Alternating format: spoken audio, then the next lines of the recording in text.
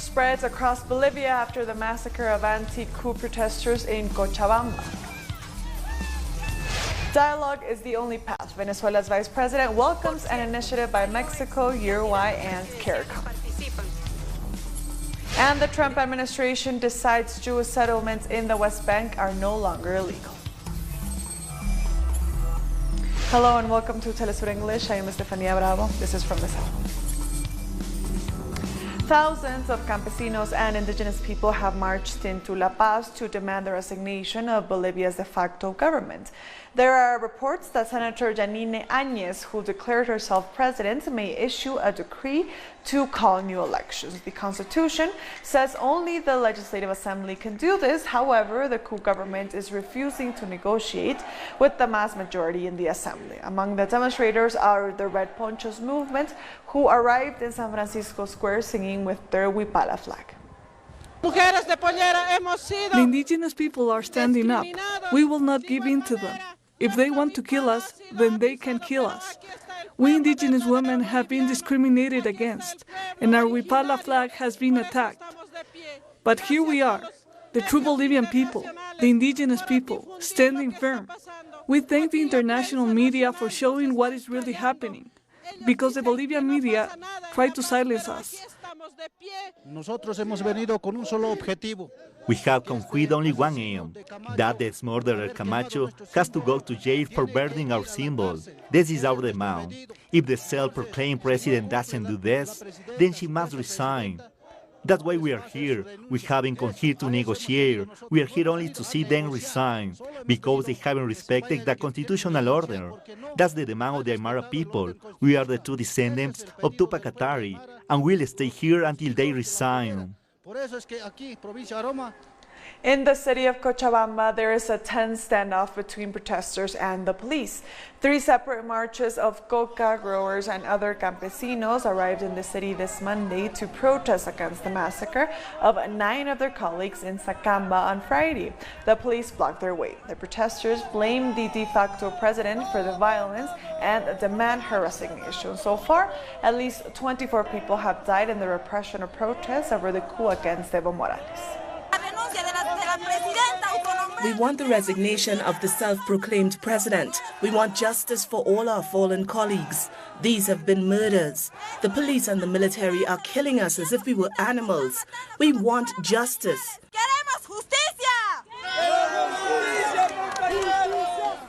Argentina's social movements have shown their rejection against the coup in Bolivia. In a massive mobilization, Argentines ratified their support for Evo Morales as constitutional president. They support the struggle of the people in Latin America and strongly reject the de facto government. They also spoke out against mainstream media.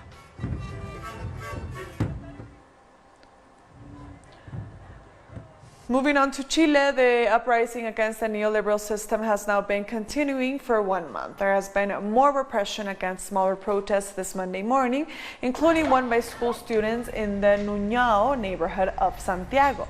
A bigger protest has been called for the afternoon. Last week's agreement in Parliament for a referendum on a new constitution has not stopped the demonstrations, and nor has President Piñera's first criticism of police violence on Sunday. Our correspondent Leonel Retamal reports from Santiago. It is now 1 month since the uprising began here in Chile against the injustices of the economic system and in favor of a constituent assembly to rewrite the Pinochet-era constitution. We're outside one of the metro stations where the protests began against an increase in the subway fares. Secondary school students began to demonstrate against the fare rise, and that had a domino effect in the rest of the population who joined the protests when they saw the repression used against the students. Among the many demands are fairer access to healthcare, education, housing and pensions, the most urgent daily needs of the Chilean people. But the underlying theme here is that the existing constitution from 1980 puts a lot of limits on addressing issues like these. So we see many huge demonstrations with millions taking to the streets. The government has announced a number of measures, but these have not satisfied most of the demonstrators.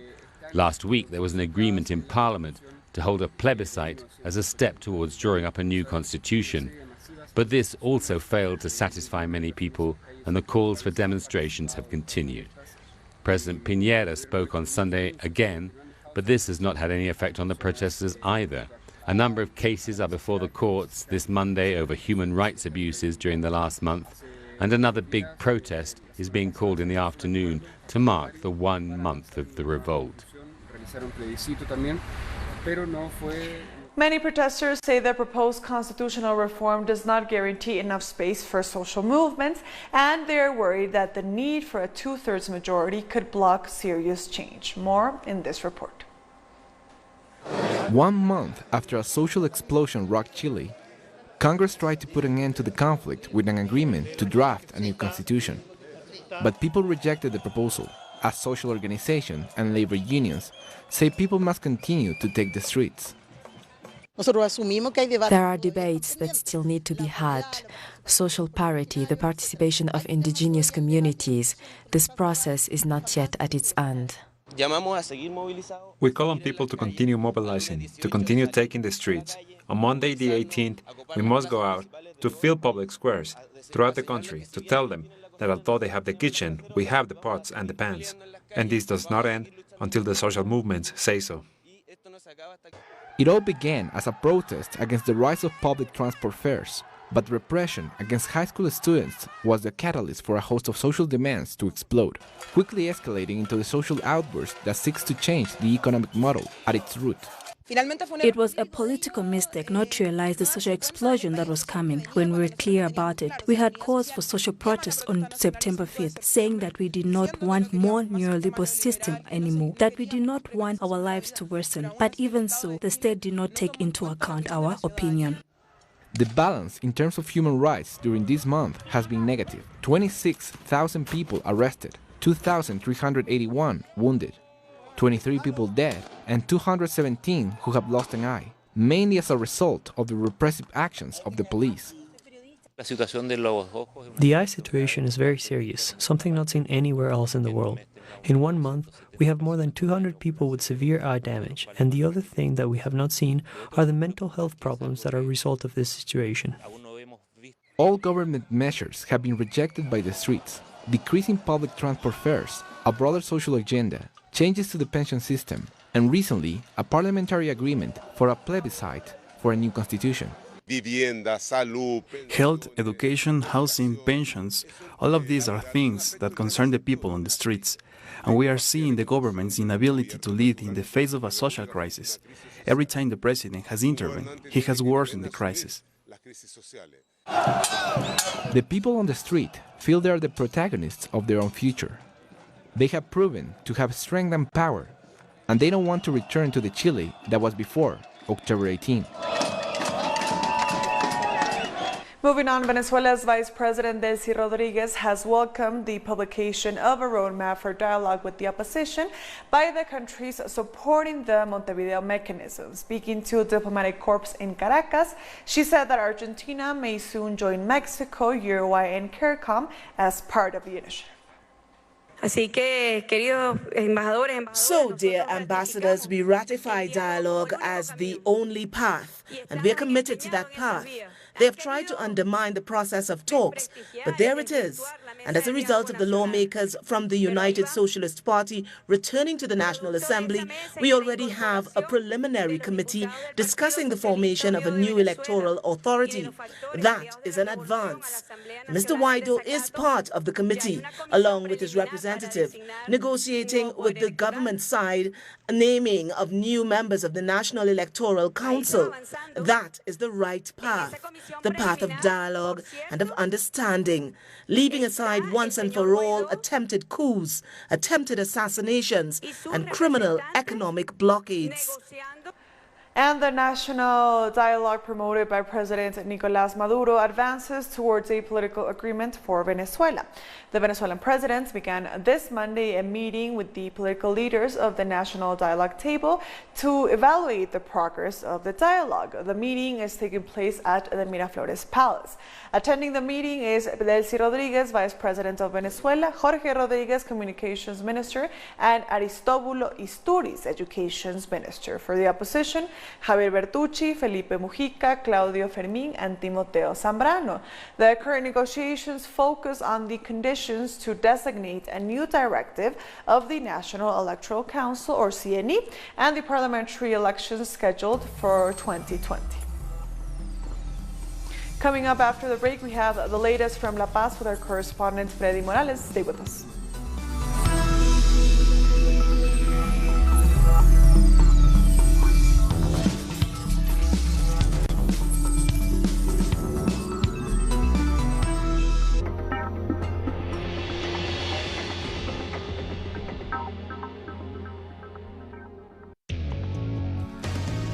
A review of the world news that investigates, incites analysis, and induces criticism, because every event has a context. Pusimos el punto en la I. Dot in the I. Saturdays, only on Telesur.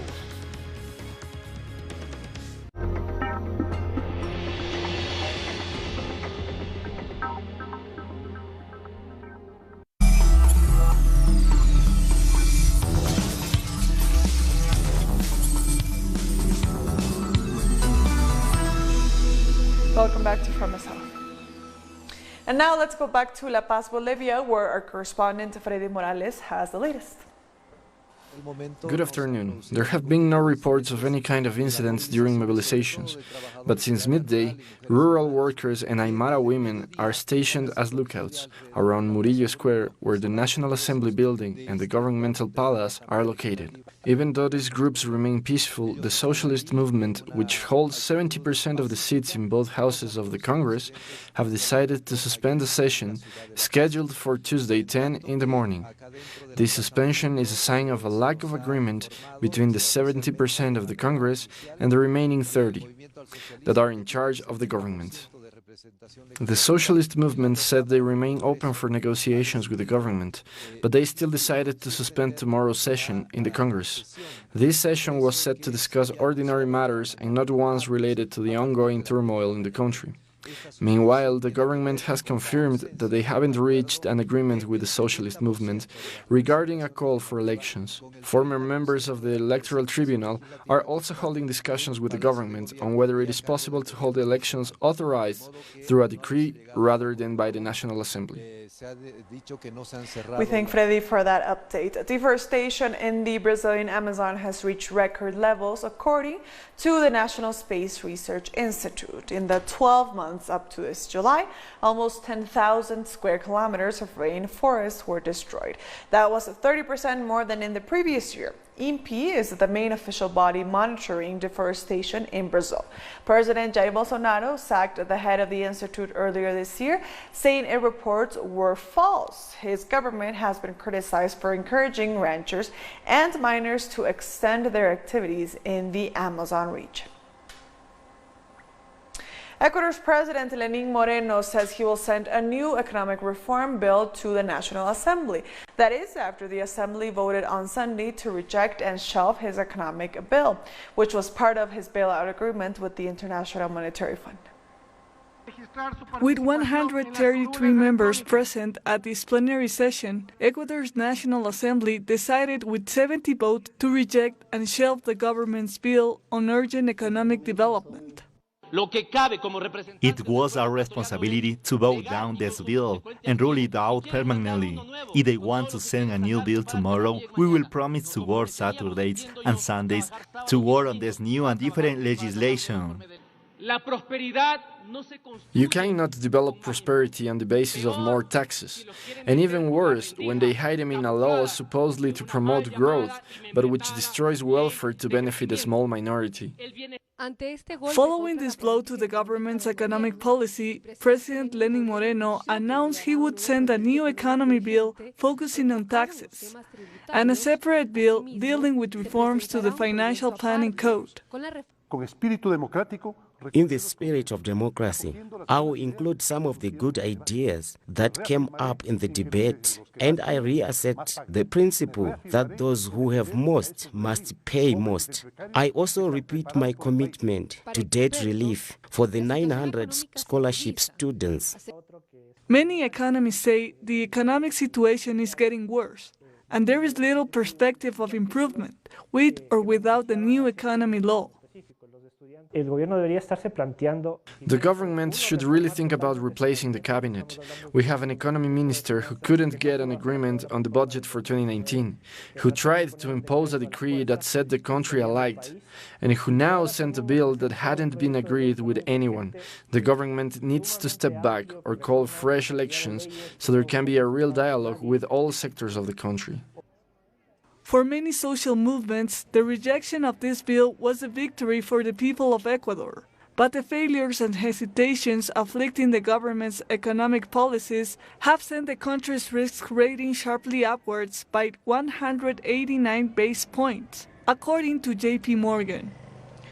Moving on to Africa now, where Ethiopia's ethnic Sidama people are set to vote in a referendum on Wednesday, which will determine their own self-governing region. If the referendum passes, Ethiopia's fifth largest ethnic group, making up around 4% of the country's population, will gain control over local taxes, education, security, and laws.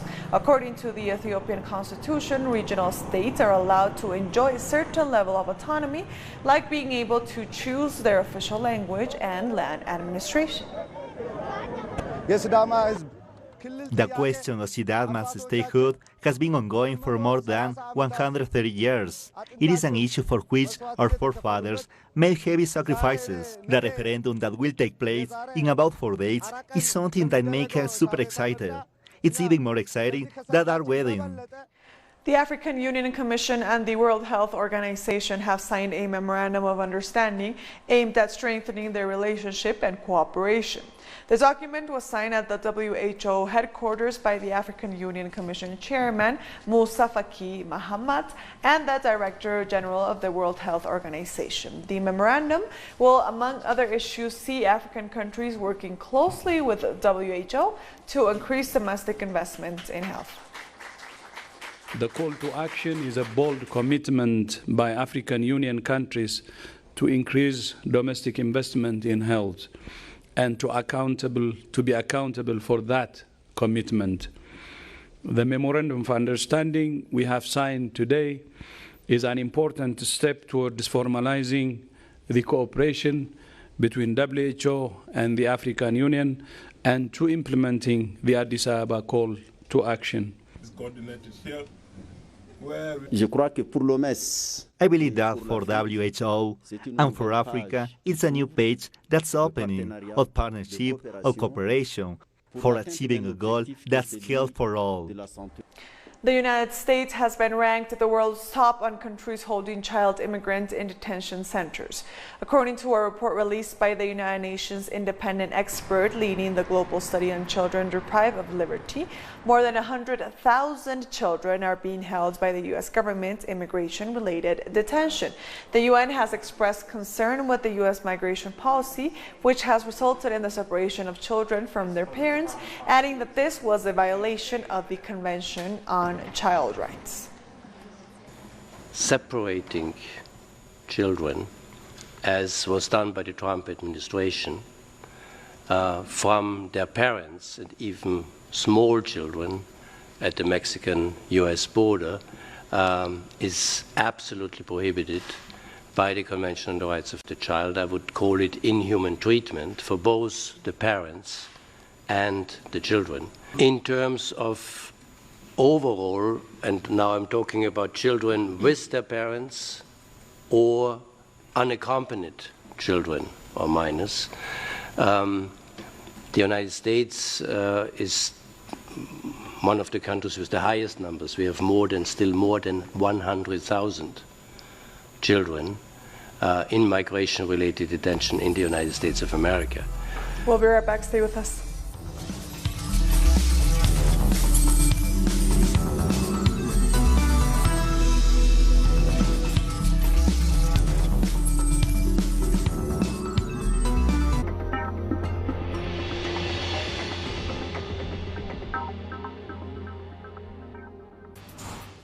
innovation, science, the technological breakthrough, and its influence in society.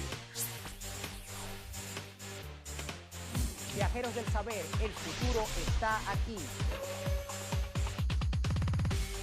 Atomen. Monday, only on Telesur.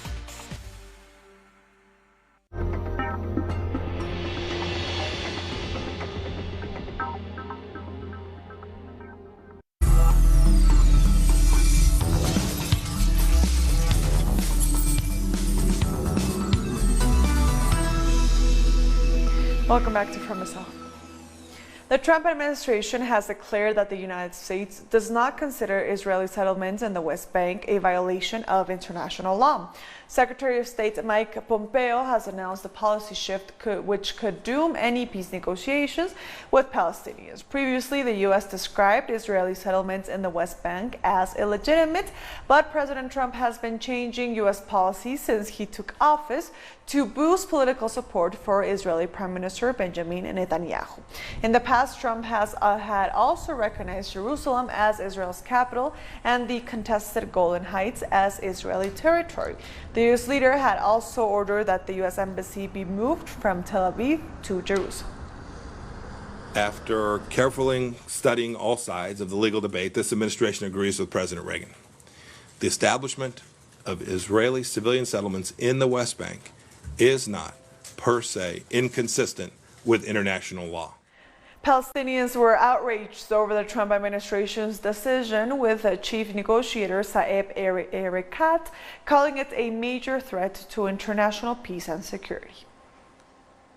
Israeli colonial settlements in the occupied Palestinian territories, including East Jerusalem, are not only illegal under international law, they are war crimes.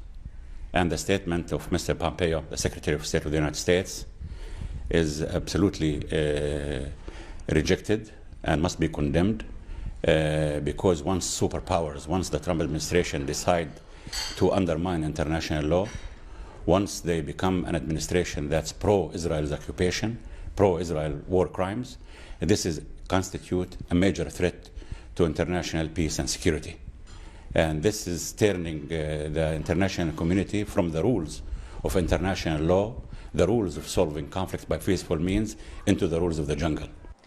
Iran has accused the U.S. Secretary of State Mike Pompeo of undermining its sovereignty by encouraging citizens to overthrow the constitutionally elected government. When the impudent U.S. foreign minister openly supported setting fire on people's properties, shamelessly and with foolish opportunism calling this his support for the people of Iran, he showed his trumped-up and hypocritical behavior towards the nation of Iran, and that the U.S. purpose about Iran is nothing but messing up the security of the country and setting the nation's interests on fire. Anti-government demonstrations in Iraq continue as protesters block roads to airport and the main port. Protesters burned tires blocking the road leading to the airport of the holy city of Najaf, and the entry to Iraq's main commodities port of Qasr was also blocked. At least 315 people have been killed since the start of mass unrest in Iraq in early October. These are the largest demonstrations since the country's former leader Saddam Hussein was ousted and killed by United States and Allied forces in 2003. China's ambassador to the United Kingdom, Liu Xiaoming, has warned the United Kingdom to stop meddling in his country's affairs. At a media briefing in London, Xiaoming accused the UK and other Western nations of fanning the violent protests in Hong Kong. We urge these forces to immediately stop any form of interference in Hong Kong affairs, China's internal affairs, and immediately stop condoning violent offenses. Otherwise, they lift the stone only to drop it on their own feet. I think when the British government criticized Hong Kong police, criticized Hong Kong government in handling the situation, they are interfering into China's internal affairs. And they look like they are balanced, but as a matter of fact, they are taking sides. China has dismissed reports by Western media that the country was involved in an alleged clampdown on Muslims and Uyghurs. China's ambassador to the United Kingdom, Liu Xiaoming, dismissed an article by the New York Times as pure fabrication based on leaked Chinese government documents. The article had alleged that Muslim and Uyghurs ethnic minority groups have been detained in camps in the western Xinjiang region. Beijing denied the allegations, saying that they provided the groups with vocational training and teaching them new skills. What we are doing. So there's no such a repression of religion, freedom of religion. People are fully respect their ethnic traditions, fully respect. The purpose to set up this training center is because there are some young people who have not yet, they committed minor crime, not serious enough to be trialed, sent into prison. So the government gave them opportunity to learn language, Mandarin, to be a good citizen, an effective worker. And lastly, a 15-year-old girl and a truck driver have been killed while many are missing after a suspension bridge collapsed over a river in France. A car, a truck, and possibly a third vehicle plunged into the river after the 155-meter bridge connecting two towns fell into the waterway. So far, 4 people have been rescued by emergency teams, but the search continues for several others. An investigation into the cause of the incident is underway amid concern about the state of the almost 90-year-old bridge, but the local security chief says the structure was regularly checked. And with that story, we've come to the end of this news brief. You can find these and many other stories on our website at telesurenglish.net. And join us on social media, on Facebook, on Twitter, and on Instagram. For Telesur English, I am Estefania Bravo. Thank you for watching.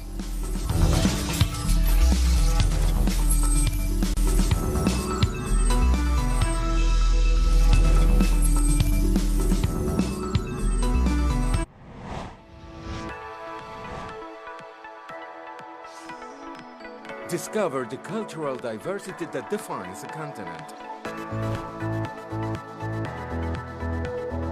The place where art and tradition are part of the same nucleus. Artistic expressions,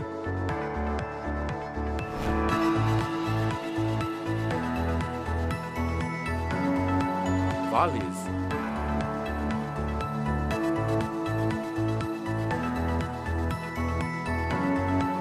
passion, and more.